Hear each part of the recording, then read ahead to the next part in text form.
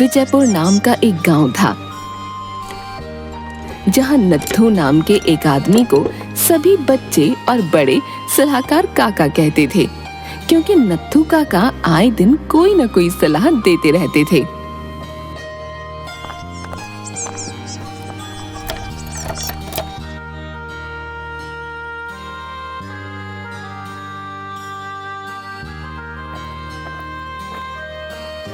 काका, आज क्या सलाह है?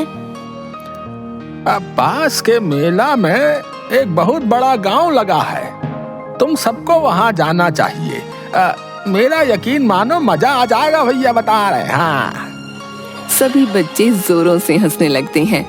फिर नत्थू काका अपने माथे को खुजाने लगते हैं और सोच में पड़ जाते हैं कि उन्होंने ऐसा क्या कह दिया। काका का मतलब है कि पास के गांव में एक बहुत बड़ा मेला लगा है और हम सब वहां जाएंगे तो हमें भी मजा आएगा। फिर बच्चों के साथ साथ नत्थू काका भी हंसने लगते हैं। हाँ चलो दोस्तों, हम मेले में चलते हैं, बहुत मजा आएगा। बंटी को भी साथ ले लेंगे। सभी बच्चे पास के गांव में मेला देखने चले जाते हैं। गांव के सरपंच शमशेर नत्थू काका के पास आते हैं। नत्थू काका, जरा हमें भी सलाह दे दीजिए। दरअसल उस पीपल के पेड़ के होने से सभी इस गांव में आने से डर रहे हैं। तो लोगों के पेड़ से डर काट दो ताकि डर के मन से भूत निकल जाए। हैं? माफ करना, मेरा मतलब है कि गांव से ये पेड़ ही काट दो ताकि लोगों के मन से भूत का डर निकल जाए। पर इस भूतिया पेड़ से तो सब बहुत डरते हैं, इसे काटेगा कौन भला? मैं काटूंगा। इस उम्र में आप पेड़ काटेंगे? कहीं आप मजाक तो नहीं कर रहे? तुम्हें पता नहीं है, लेकिन मुझ में अब भी बहुत ताकत है बच्चू। तो फिर चलिए। नत्थू काका शमशेर के पीछे पीछे बड़ी सी आरी लेकर चल देते हैं।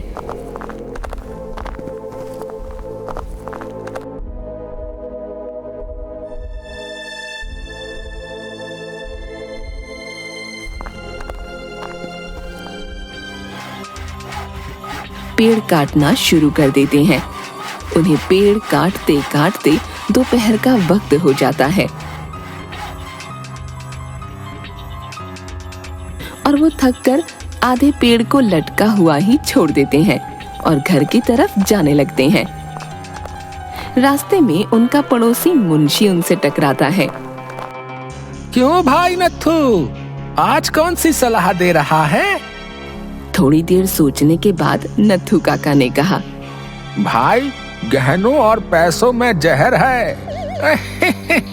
भाई, अच्छा होगा अगर तू ऐसी फालतू की सलाह देना बंद कर दे।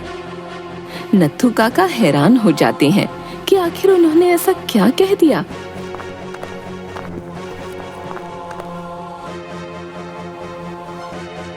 नत्थू काका ये बात जाकर आसपास के लोगों को बताने की कोशिश करते हैं। सभी गांव वाले उनका मजाक उड़ाने लगते हैं। लगता है नत्थू काका पागल हो गए हैं। जब देखो तब आधी अधूरी और अजीब सी सलाह देते रहते हैं। नत्थू काका अपने घर पहुंचते हैं।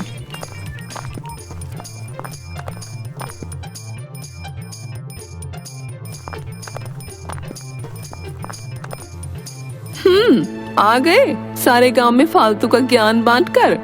अब तो हो गया होगा ना तुम्हारा जी हल्का। सारे दिन ये फर्जी काम करते रहते हो। कितनी बार कहा है कि 2 पैसों का जुगाड़ कर लो, पर नहीं, वो तो तुमसे होने से रहा। इंसान थका हारा घर में आया है और तुम खाने के बजाय ताने खिला रही हो। तो और क्या खिलाऊं? सारे पैसे तो तुमने अपने जुए की लत में उड़ा दिए। इतना ही है तो तुम कुछ क्यों नहीं कर लेती? हाँ, अब यही रह गया है बस। घर का काम भी करो और बाहर का भी।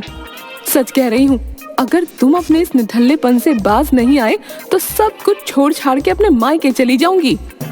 हाँ, चली जाओ, तुम्हारे मायके में कौन सा कुबेर का खजाना है? नत्थू काका और उनकी पत्नी निर्मला में हमेशा कहा सुनी होती रहती थी। निर्मला जब तब नत्थू काका को निठल्ला होने का ताना देती रहती थी। नत्थू काका भी अब रोज की इस लड़ाई से तंग आ चुके थे। बहुत दुखी होने के बाद और बहुत देर सोचने के बाद नत्थू काका को एक युक्ति सूझी। ये दोपहर का वक्त है, सभी औरतें अपने अपने घरों में सो रही होंगी। ये अच्छा मौका है, मुझे सभी के घरों से कीमती जेवरात और पैसे चुरा लेने चाहिए। नत्थू काका दोपहर के वक्त गांव के सभी घरों से गहने जेवरात चुरा कर ले आते हैं और आधे कटे पीपल के पेड़ के पास एक बड़ा सा गड्ढा खोदकर उसमें दबा देते हैं। यहाँ तो किसी को शक होने से रहा, कल सुबह सुबह इन्हें यहाँ से ले जाऊंगा। सबको तो लगता है कि यहाँ कोई भूत है, तो यहाँ कोई आने भी नहीं वाला। पता नहीं नत्थू काका के मन में क्या चल रहा था, पर उन्होंने वो सभी चीजें छुपा दी थीं।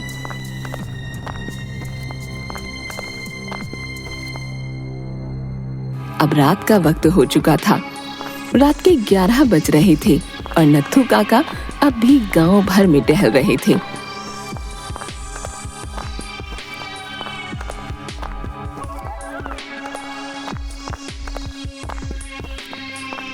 क्यों, अब ये सलाहकार के साथ साथ तुम्हें चौकीदार भी बनना है क्या? मुझे नींद नहीं आ रही। मुझसे अपेक्षा मत रखना कि मैं भी तुम्हारे साथ साथ चौकीदार नहीं बनूं। मैं जा रही हूँ सोने। नत्थू काका रात को बार बार पीपल के पेड़ की तरफ देख रहे थे। नत्थू काका को टहलते टहलते रात के 2 बज गए और अब उन्हें नींद आने लगी और वो अपने घर के बाहर ही खाट लगाकर सो गए।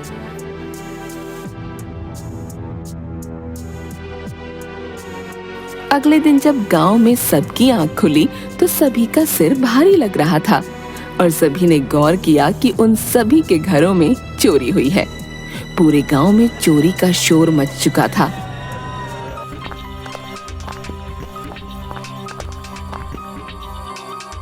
सुनो, उठो, मेरे गहने नहीं मिल रहे हैं। आसपास भी पूरे गांव में चोरी हो गई है। सभी गांव वाले घबरा जाते हैं। हो ना हो, ये सब इस नत्थू का ही काम है, क्योंकि कल दोपहर जब मैं इससे मिला था तो ये कुछ कह रहा था, गहने जहर पता नहीं क्या क्या। सब नत्थू काका के पास आते हैं और उन पर इल्जाम लगाने लगते हैं। अब मेरा यकीन करो, मैंने ऐसा कुछ नहीं किया। अच्छा, तो अब तुम चोरी भी करने लगे? कम से कम तुम तो मेरी बात मान लो। हाँ, जरूर इन्होंने ही चोरी की होगी, तभी तो गांव के बच्चों को बहला फुसलाकर पास के गांव भेज दिया था। तभी बच्चे वापस आते हैं और दौड़कर नत्थू काका के पास आते हैं। नत्थू काका, आपने हमें बेवकूफ बनाया। पास के गांव में तो कोई मेला नहीं लगा है। हमें खेलते खेलते शाम हो गई थी, इसलिए हम कल रात बंटी के घर पर ही रुक गए थे। देखा, इन्होंने छोटे छोटे बच्चों को बेवकूफ बनाया ताकि ये गांव में चोरी कर सकें। तो इसलिए तुम कल रात सोए नहीं? अच्छा, तो कल रात ही तुमने चोरी की है? अरे मैंने कोई चोरी नहीं की, मेरा विश्वास करो भाई। चलो इनके घर में देखते हैं। सभी गांव वाले नत्थू काका के घर में तलाशी लेने लगते हैं कि तभी बच्चों का ध्यान पीपल के पेड़ की तरफ जाता है, जो कि आधा गिर चुका था और 2 आदमी उसके नीचे दबे हुए थे। ये 2 आदमी? गांव वाले मिलकर उन्हें होश मिलाते हैं और उस वक्त शमशेर भी पुलिस को लेकर वहां आ जाता है। उन दोनों लड़कों के नाम कपटा और संपत थे। पुलिस? हाँ, क्योंकि ये दोनों संपत और कपटा हैं, चोर। कल रात सुधीर जी, जो कि पास के गांव के सरपंच हैं, उन्हें आते आते देर हो गई और उन्होंने मेरे यहाँ रुकने का निश्चय किया। हम दोनों ने इन दोनों को देख लिया था, पर इन्होंने हमें एक फूल सुंघाया और हम बेहोश हो गए। मैंने कल ही अखबार में पढ़ा था कि ये दोनों विजयपुर के आसपास ही घूम रहे हैं, इसलिए मैंने पूरे गांव के गहने उस गड्ढे में सुरक्षित रखे हैं। मैंने सबको कहा था कि गहने और पैसों में जहर है। अपन बहुत गरीब है और कोई काम करने का नहीं मांगता, इसलिए हम गांव को लूटकर बच्चों का अपहरण करके उन्हें शहर में बेच देते, जिसके हमें दोगुने पैसे मिलते हैं। पर कल जब अपुन यहाँ आए तो अपुन के हाथ कुछ भी नहीं लगा, ना ही बच्चे और ना ही कोई गहने। इन दोनों ने हमें देख लिया था तो हमने तुरंत सबकी तरह इन्हें भी फूल सुंघा दिया। इस एक दवाई को फूल पर छिड़कने से इंसान तुरंत बेहोश हो जाता है।